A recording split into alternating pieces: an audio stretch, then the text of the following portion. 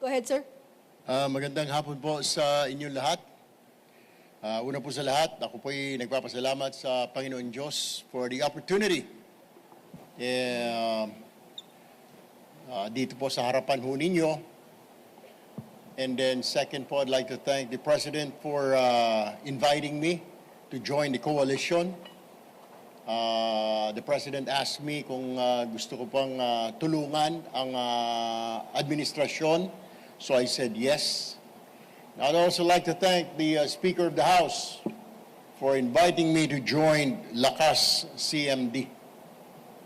Why Lakas CMD? Because I believe Lakas CMD, Christian Muslim Democrats, encompasses everybody. Hindi lang po Kristiyano, hindi lang po Muslim. And when you say Muslim, kasama na po dyan ang mga katutubo and the Democrats. So, yun po, kaya po tayo sumama sa Lakas CMD because of that belief na everybody po kasama. Why Lakas CMD? Because nakita ko po halos pareho po ang adhikain namin at ng Lakas. Nakafocus po ngayon ang Lakas sa pagtulong po sa mga kababayan natin ng mga mahihirap, poverty alleviation, yan po yung marching order ng Pangulo. And ever since naman po, nakatuon ho kami magkakapatid sa pagtulong po sa mga mahihirap at mga inapi. With that, yan lang po yung mga masasabi ko. If God wills it, tayo papalarin, we will start working on day 1 immediately. Maraming salamat po. If you have questions, you can ask now. Gyro, Rappler. Hi, sir. Good afternoon po. Sir, Yeah. sorry, the elephant in the room po is that there are comments po that there will be political dynasty po because Sir Ben is also running po, you're also running, and Senator Raffy po is currently at the Senate. Sir, any comments on the political dynasty? Well, as long as there's no law yet, then we let the people decide. Di po ba? Kung ngayon, kung may batas na ho, then we stop. Yung political dynasty, matagal na pong usapin ho yan. And I believe, hindi po titigil yan hanggang wala pong batas.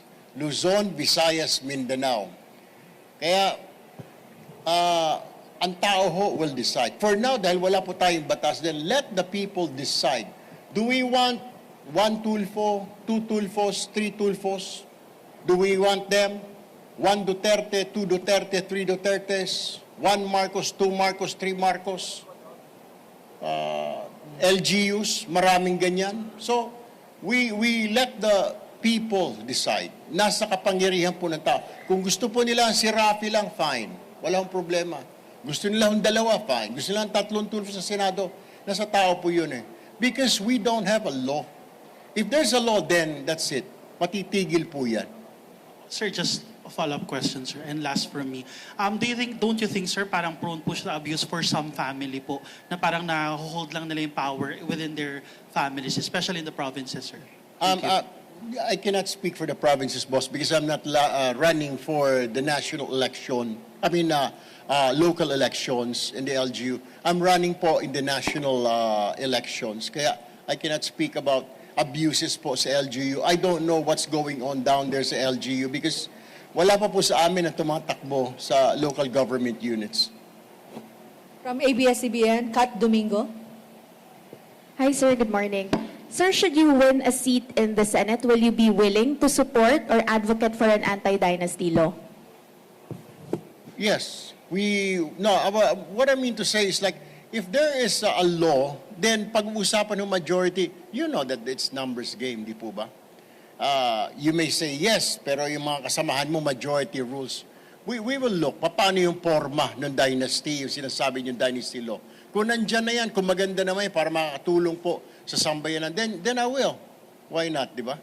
If it's for the benefit of the whole nation, para mapagbigyan ng lahat, then why not, di ba?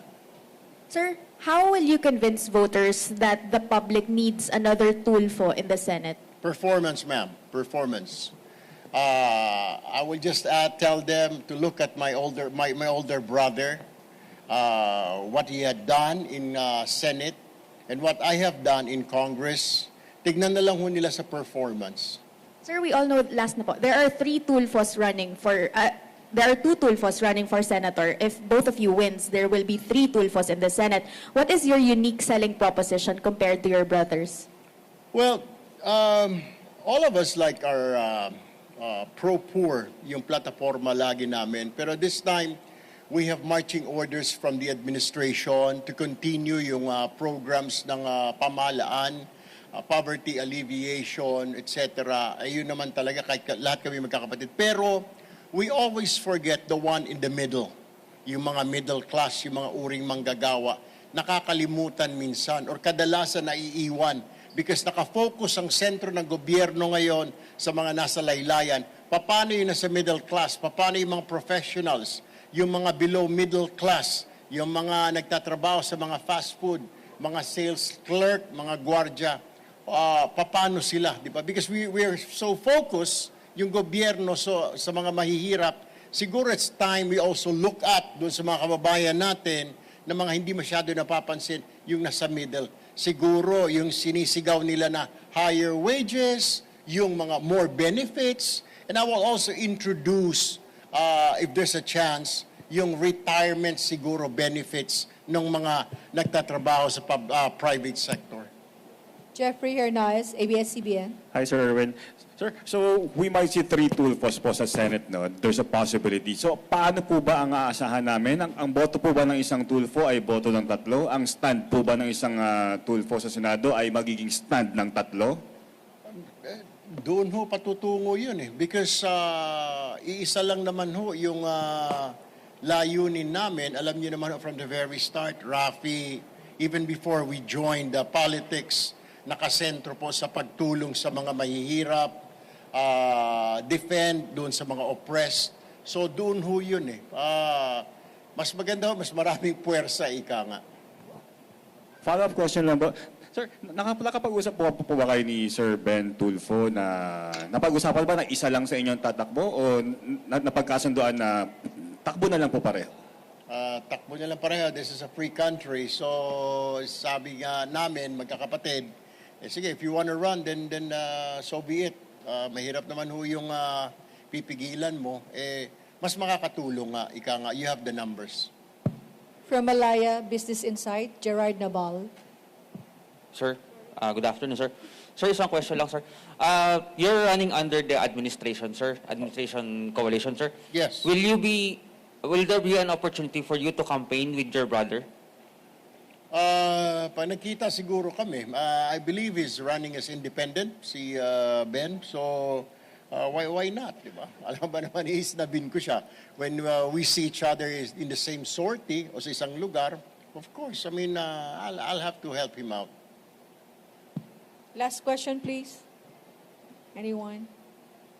Wala na po. Wala na pong tanong, sir. Maraming Yeah. salamat po. Good afternoon.